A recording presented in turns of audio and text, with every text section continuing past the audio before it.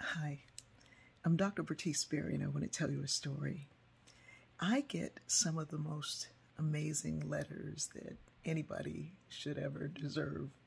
They are beautiful, they're reflective, they convey that people are looking within. I got one recently from someone who I met way over 20 years ago, almost 30 years ago. And she was in college at the time, and I was doing stand-up and lectures in the day and stand-up in the evening. And this young woman said that back then she had an experience where she had been reading. She grew up in an environment that was non-racist, and she had been reading everything she could read to learn about racism and deal with it. And then she had an experience that revealed to her her own internal racism, her internalized racism. And she said after this event, she came up to me all those years ago.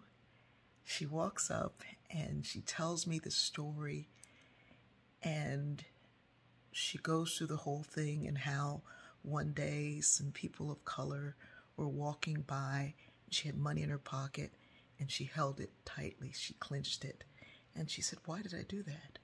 Why did I automatically assume that they were going to take my money? What is that?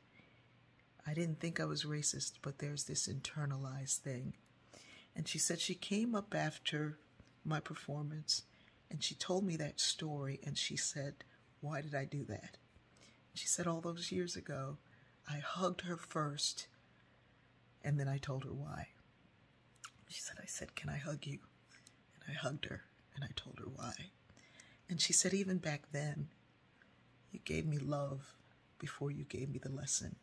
And so now she's on a journey to understand and unpack this internalized racism, that if we recognize and realize that we grow up in a society that has racism at its system, at its core, it's crept into every agency of socialization in every area of life, then if it's there and we're products of our society, then it has affected us also. And we get these opportunities that come up to question that, to look at that. And she said she's been looking at that ever since, and she's still working to unpack this internalized racism. Wow. I read this letter and I cried. I was actually in the car preparing to go into a meeting, and I just cried, and I thought, here's someone who has been working to do it and sees how much more work there is to be done. Not everybody is this aware that can come to this realization. We want to think it's those people over there, that it's the other side of life. It's not the way I see it. I see it this way, and I'm all good.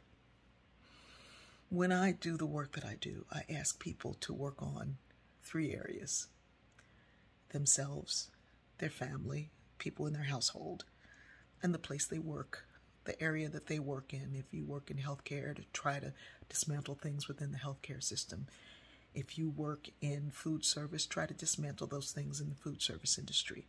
Because these things exist in every place that we are, but we are not responsible for everything. We can't hold up the sky. Most of us, though, don't want to do the harder work. The harder work is the stuff within our own selves. We want to look across at those folks and say, what about them? I don't embrace everyone's philosophy, especially when their philosophy is dangerous to people who look like me. But I can figure out how to love the good things about you so that I can show you some things that I'm learning. I can do that because that's the area that I live under. But the first thing I have to do is work on the stuff that's in my own head and my own heart, and everyday work to dismantle my anger, my frustration, my lack of love. And the closer I get to working on it within me, the closer I get to seeing it in the world.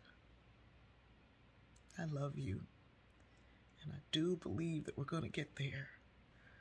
But please, y'all, work on your stuff, especially before you try to give it to me. I love you.